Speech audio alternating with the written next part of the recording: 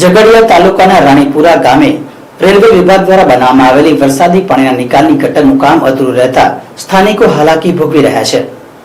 ઝઘડિયા તાલુકામાંથી પસાર થતી અંકલેશ્વરથી રાજપીપળાની broad gauge railway line બન્યા પછી રેલવે દ્વારા બનાવવામાં આવેલ ગરનાળાના કારણે ચોમાસા દરમિયાન અંકલેશ્વરથી રાજપીપળા સુધીના તમામ ગ્રામજનો હાલાકી ભોગવી રહ્યા છે। ઝઘડિયા તાલુકાના રાણીપુરા બસ સ્ટોપથી રાણીપુરા ગામને જોડતા રોડ પર રેલવે વિભાગ દ્વારા 27A અને 28 નંબરના ગરનાળા બનાવવામાં આવ્યા છે। છેલ્લા 2 વર્ષ દરમિયાન રેલવે વિભાગ દ્વારા રાણીપુરા ગામ ખાતે ગરનાળામાં આવતા વરસાદી પાણીના નિકાલ માટે 35 લાખથી વધુ રૂપિયાના ખર્ચે પાકી સિમેન્ટ કોન્ક્રીટની ઉપરથી બંધ ગટર લાઇન બનાવવાનું કામ શરૂ કર્યું હતું। ગોકળ ગતિએ ચાલતું આ કામ ઇજારદાર દ્વારા અધૂરું મૂકી દેવામાં આવ્યું છે।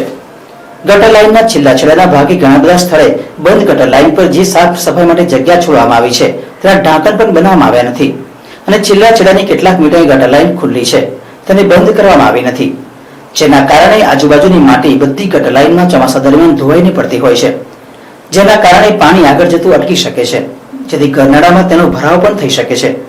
ઇજારદારની બેદરકારી અને જવાબદાર વિભાગની નિષ્કાળજીના કારણે રેલવે વિભાગ દ્વારા આટલા રૂપિયા ખર્ચ્યા પછી પણ તેની કામગીરી અધૂરી છે, જેથી સત્વરે કામગીરી પૂર્ણ થાય તેમ સ્થાનિકો ઈચ્છી રહ્યા છે।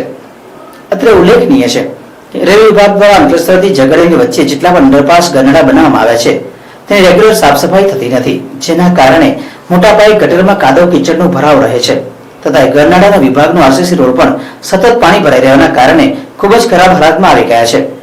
તેમ છતાં રેલવે વિભાગ દ્વારા અંકલેશ્વરથી રાજપીપળા જે રીતે પેસેન્જર ટ્રેન બંધ કરવામાં આવી તેવી રીતે તેઓએ પોતાની આંખો પણ અંકલેશ્વરથી રાજપીપળા વચ્ચેની કામગીરી માટે બંધ કરી દીધી છે તે સ્પષ્ટપણે માની શકાય છે।